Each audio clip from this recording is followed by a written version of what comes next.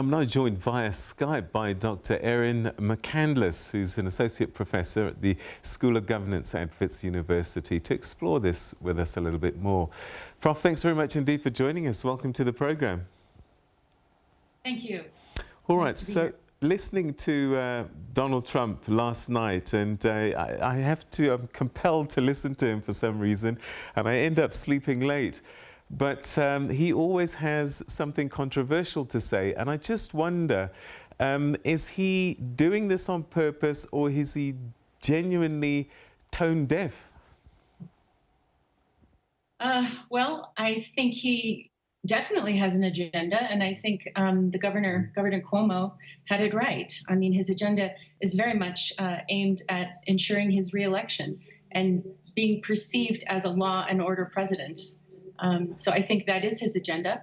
And no, I don't think he's listening to the protesters. I don't think he wants to listen to the protesters. He doesn't want to hear what they have to say. Yet it's clear there's a history of police brutality. And if he wanted to be really bringing transformation to the law and order sector and to the police sector, he would be addressing that issue squarely and listening to the protesters and responding to the demands they were making, because it's clear they're making legitimate demands.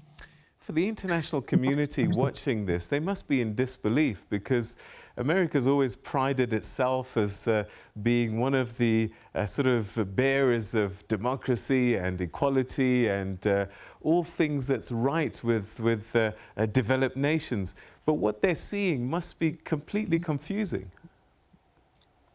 Well, Trump didn't just get into power, so I think there's been several years now of confusion and disbelief over the kinds of policies and statements that are being made on Twitter and on the media and every form of media.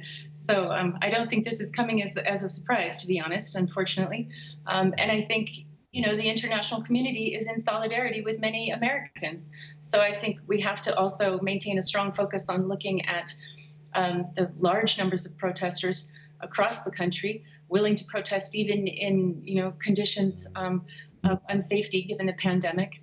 And I think it's quite, you know, very heartwarming that we're seeing such solidarity around the world in so many countries. I mean, I couldn't believe even Syria, we're seeing, you know, solidarity acts taking place, as well as across Latin America and Europe and so forth. So.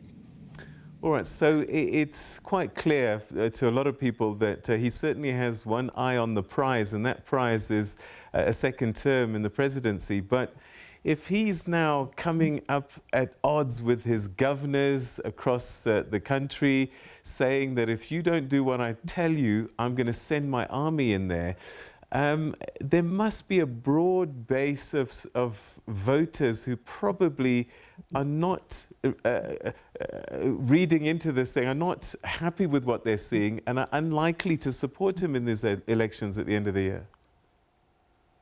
Well, some of us hope things will go that way, but we have been disappointed before. So I think it's still quite, you know, it's still unpredictable. Yeah. I don't think we can call this one way or the other. I'm consistently surprised at the way the voting goes. So I think it remains to be seen. I mean, we hope there's some research that shows that nonviolent protests tend to create more liberal voting patterns, while more violent protests tend to create more conservative voting patterns. That's quite interesting if you think about what's taking place today. And we don't still have a clear read on who's actually causing the violence. You know, there's many theories circulating around that, so I think that's also quite important. But the truth is, you know, unfortunately, we have very, very biased media, and the way that the media has an extremely strong influence on patterns and perceptions in the United States. All right, so, you know, they're saying that this is the worst civil unrest that they've seen since Martin Luther King's assassination in 1968. And I just wonder what a president ought to be doing at this time, because clearly President Trump doesn't quite follow that rule book. No, indeed. Yeah, John F. Kennedy and Obama. We see presidents when there's massive social protest. Is the job is to bring the nation together, not to fuel greater polarization. Yet we've just seen, increasing polarization over the last, over Trump's presidency in particular. And what should he be doing? He should be having conversations with protesters at all levels. I mean, he should be listening and responding to the demands.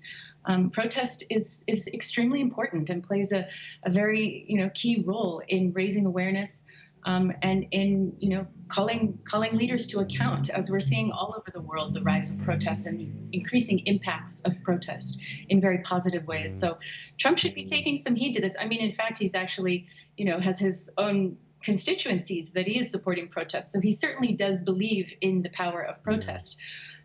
And he should be speaking more to them, and he should be cracking down hard on the police and looking at what is needed and having strong conversations, encouraging strong conversations between communities and community leaders and police and local governance authorities at all levels to try to map a way forward that is has greater national ownership.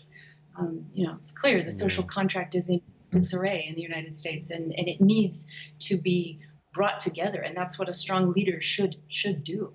Create stronger ties between citizens and the state, and between citizens. By far and away, the majority of protesters are peaceful, and they're not doing the looting and the violence. And the question then becomes, who are the looters? Who are these violent peoples? I was in the UK at the time that the riots broke out there, and it was quite clear that a lot of the looters didn't even know what started the riots.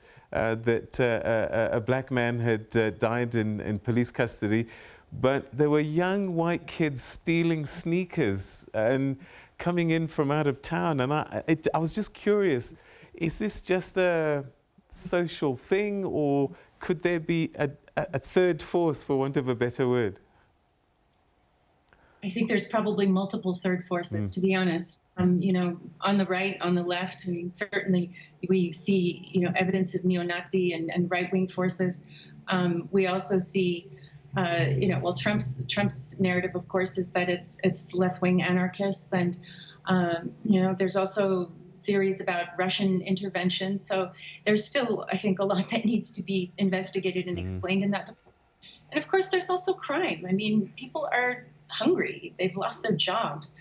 This is many months into lockdown, and people are on the streets and looking for ways to recover some basic livelihood needs. So I think it's a mix. It's a mix of many things, and unfortunately, it's those in power are trying to shape the narrative in a way that's delegitimizing the value of the protesters, which is really the wrong strategy, to be honest. Right? So we've had a number of moments like this, Rodney King, etc.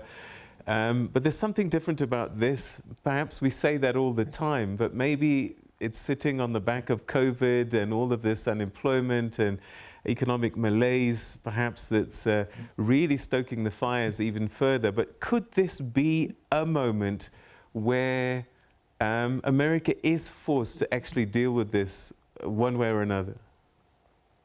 I hope so. I mean, I think that's exactly what's needed. I think it's time for us to have a truth reckoning, right? South Africa certainly took time to do that, and the United States hasn't properly done it. And it's time to address the structural legacies of slavery and of inequality, deep inequalities and unrest in the United States. Rather than fueling it and polarizing it, let's heal it. Let's address it. Let's create a conversation that's going to really build a stronger and more inclusive society going forward. I mean, that's actually what needs to happen.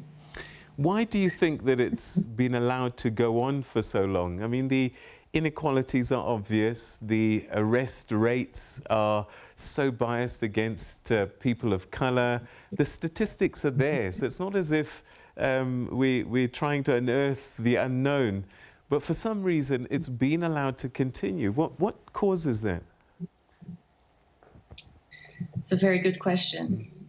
I think we probably, if there's one thing one positive result of the depolarization that we're experiencing, I think, is that it's bringing it to the surface. I think we probably didn't realize how much depolarization there was in our society. And of course, it is being, I mean, I think media is a heavy influence in fueling, sorry to say, but a heavy influence in fueling polarization in the United States. And I think, you know, some structural violence at the deepest levels, when it's embedded in institutions, is very difficult. It takes, you know, decades, if not centuries, to overcome, right? We know this across the world. So it's not just in the United States, but I think certainly the spotlight is on us. And particularly because, you know, the United States has a reputation of, you know, telling people what to do and trying to present, you know, America being best and America should be first. You know, we're active in peace operations around the world and often in reforming the security sector, yet we're allowing this disgraceful behavior to continue in our own backyard. It's really unacceptable. So. What do you make of what we saw yesterday, where peaceful protesters were forced back by the police just so that the president could have a photo opportunity in front of a church holding a Bible? And the bishop of that church was just could not believe what she had seen. And I just wonder, in America that's quite conservative really, to see images like that, it must be shocking.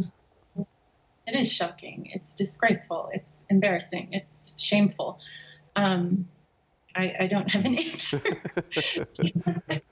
But no, I mean, the images are shocking. And I'm sure many protesters were probably quite terrified, you know, not actually knowing what was taking place. And of course, you know, why is Trump standing in front of a church with a Bible? You know, elections are forthcoming. So I think that's a key reason.